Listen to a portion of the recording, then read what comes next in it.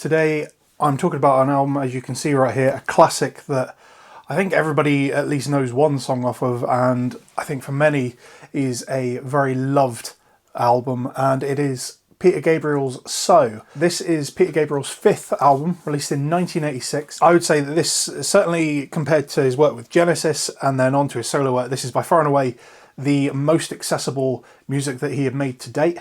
And it's got a ton of names that we will know sort of sprinkled around it. You've got Nile Rodgers on here, you've got Stuart Copeland on here, loads and loads of just little bits and pieces. Kate Bush, of course, is on one of the tracks on this. As far as the album itself goes, it did fantastically. The song Sledgehammer was kind of what really propelled it into big popularity. That reached #1 in Canada and the US and #4 in the UK. So obviously this did very well.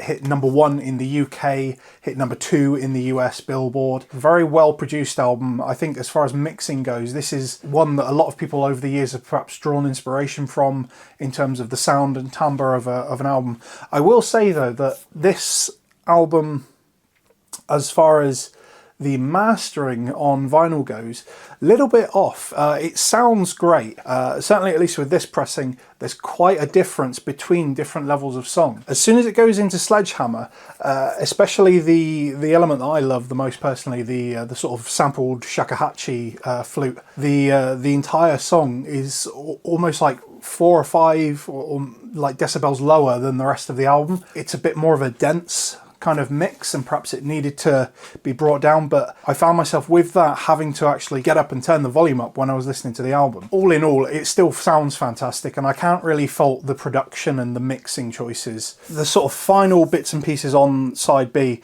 Mercy Street and We Do What We're Told. There's also Big Time, which is a great song, but Mercy Street and We Do What We Told, for me, more important. Mercy Street being that is, in my opinion, the best track on the album, and probably the one that goes under the radar for a lot of people. So this wasn't released as a single. It feels a very deep song. Musically, it's fantastic. Feels complementary to Red Rain for me, but it's a little bit longer, a little bit more percussion based. It did get a music video, interestingly, but for whatever reason, it was never an official single. But I do recommend it. If you haven't heard or seen the music video, like really check that one out. It's one of his strongest songs of his entire discography, as far as I'm concerned. It's a phenomenal album, sounds great to try out with any number of sets of speakers, and I think anyone can enjoy this. It doesn't matter what you're into. You know, if you haven't heard it, try it. I can almost guarantee you're gonna love it.